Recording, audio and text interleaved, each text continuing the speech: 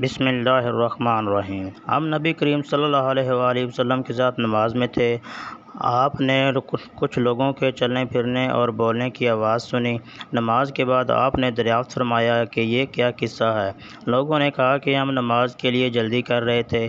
آپ نے فرمایا ایسا نہ کرو، بلکہ جب تم نماز کے لیے آؤ تو وقار اور سکون ملحوظ رکھو۔ نماز کا جو حصہ پاؤ اسے پڑھ لو اور جو رہ جائے اسے بعد میں پورا کر لو۔ دو شخص نبی کریم صلی اللہ علیہ وسلم کی خدمت میں آئے۔ یہ کسی سفر پر جانے والے تھے۔ آپ نے ان سے فرمایا، دیکھو جب تم سفر میں نکلو تو نماز کا وقت راستے میں اذان دینا اور پھر اقامت کہنا، پھر جو شخص تم میں عمر میں بڑا ہے وہ نماز پڑھائے۔ ہم نبی کریم صلی اللہ علیہ وسلم کے ساتھ ایک سفر میں تھے۔ مؤذن نے اذان دینی چاہی تو آپ نے فرمایا ٹھنڈا ہونے دے۔ پھر مؤذن نے اذان دینی چاہی تو آپ نے فرمایا ٹھنڈا ہونے دے، یہاں تک کہ سایہ ٹہلیوں کے برابر ہو گیا تھا۔ نبی کریم صلی اللہ علیہ وآلہ وسلم نے فرمایا، گرمی کی شدت دوزخ کی بھاپ سے پیدا ہوتی ہے۔ میں نبی صلی اللہ علیہ وآلہ وسلم کی خدمت میں اپنی قوم بنی لیث کے چند آدمیوں کے ساتھ حاضر ہوا اور میں نے آپ کی خدمت شریف میں 20 راتوں تک قیام کیا۔ آپ بڑے رحم دل اور ملنسار تھے۔ جب آپ نے ہمارے گھر پہنچنے کا شوق محسوس کر لیا تو فرمایا کہ اب تم جا سکتے ہو، وہاں جا کر اپنی قوم کو دین سکھاؤ اور سفر میں نماز پڑھتے رہنا۔ جب نماز کا وقت آ جائے تو تم میں سے ایک شخص اذان دے اور جو تم میں سے سب سے بڑا ہو وہ امامت کرائے۔ آپ نے فرمایا کہ عہد رسالت میں جب مؤذن اذان دیتا تو نبی کریم صلی اللہ علیہ وآلہ وسلم کے صحابہ ستونوں کی طرف لبکتے۔ جب نبی کریم صلی اللہ علیہ وسلم اپنے حجرہ سے باہر تشریف لاتے تو لوگ اسی طرح نماز پڑھتے ہوئے ملتے۔ یہ جماعت مغرب سے پہلے 2 رکعتیں تھی اور مغرب میں اذان اور تکبیر میں کوئی زیادہ فاصلہ نہیں ہوتا، اور عثمان بن جبلہ اور ابو داؤد طیالسی نے شعبہ سے اس حدیث میں یوں نقل کیا ہے کہ اذان اور تکبیر میں تھوڑا سا فاصلہ ہوتا ہے۔ ابن عباس رضی اللہ تعالیٰ عنہ نے ایک دن ہم کو جمعے کا خطبہ دیا۔ بارش کی وجہ سے اس دن اچھی خاصی کیچڑ ہو رہی تھی۔ مؤذن جب حی علی الصلاۃ پر پہنچا تو آپ نے اسے یہ کہنے کے لیے فرمایا کہ لوگو نماز اپنی قیام گاہوں میں پڑھ لیں۔ اس پر لوگ ایک دوسرے کو دیکھنے لگے۔ ابن عباس رضی اللہ تعالیٰ عنہ نے کہا کہ اسی طرح مجھ سے جو افضل تھے انہوں نے بھی کیا، اور اس میں کوئی شک نہیں کہ جمعہ واجب ہے۔ جب نبی کریم صلی اللہ علیہ وآلہ وسلم ہمیں ساتھ لے کر جہاد کے لیے تشریف لے جاتے تو فوراً ہی حملہ نہیں کرتے تھے۔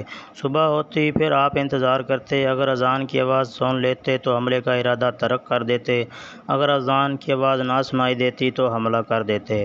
انس رضی اللہ تعالیٰ عنہ نے کہا کہ ہم خیبر کی طرف گئے اور رات کا وقت وہاں پہنچے۔ صبح صادق جب اذان کی آواز نہیں سنائی دی تو آپ نے اپنی سواری پر بیٹھ گئے اور میں ابو طلحہ رضی اللہ تعالیٰ عنہ کے پیچھے بیٹھ گیا۔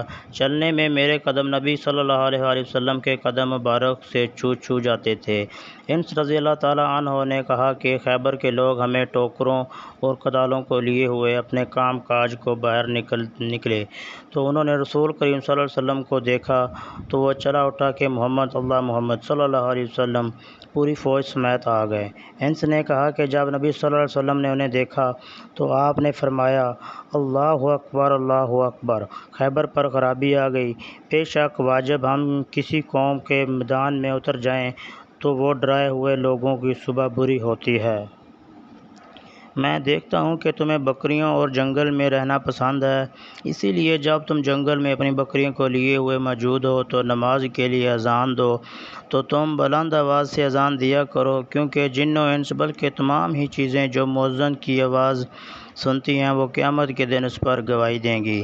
حضرت ابو سعید رضی اللہ تعالیٰ عنہ نے فرمایا، یہ میں نہیں نبی صلی اللہ علیہ وسلم سے سنا ہے۔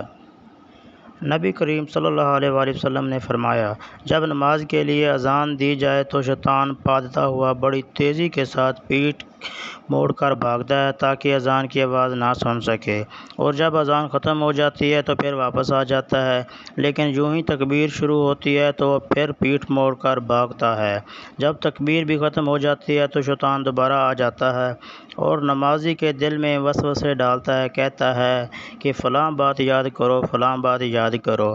ان باتوں کی شیطان یاد دہانی کراتا ہے جن کا انہیں خیال بھی نہ ہوتا، اور اسی طرح شخص یہ بھی یاد نہیں رہتا کہ وہ کتنی رکعتیں پڑھی ہیں۔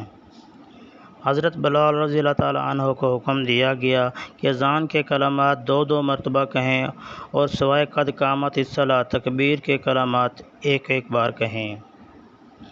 جب مسلمان ہجرت کر کے مدینے پہنچے تو وقت مقرر کر کے نماز کے لیے آتے، اس کے لیے اذان نہیں دی جاتی تھی۔ ایک دن اسی بارے میں مشورہ ہوا، کسی نے کہا نصار کی طرح 1 گھنٹہ لے لیا جائے، اور کسی نے کہا کہ یہودیوں کی طرح نرسنگ بغل بنا لو، اس میں پھونک دیا کرو، لیکن حضرت عمر رضی اللہ تعالیٰ عنہ نے فرمایا کسی شخص کو کیوں نہ بھیج دیا جائے کہ جو نماز کے لیے پکار دیا کرے۔ اس پر آن حضرت صلی اللہ علیہ وسلم کی رائے پسند آئی اور بلال سے فرمایا بلال اٹھو، نماز کے لیے اذان دو۔ نماز کے وقت کے اعلان کے لیے لوگوں نے آگ اور ناقوس کا ذکر کیا ہے، پھر یہود و نصارہ کا ذکر آ گیا۔ پھر بلال رضی اللہ تعالیٰ عنہ کو یہ حکم ہوا کہ اذان کے کلمات 2 مرتبہ کہیں اور اقامت میں 1 مرتبہ۔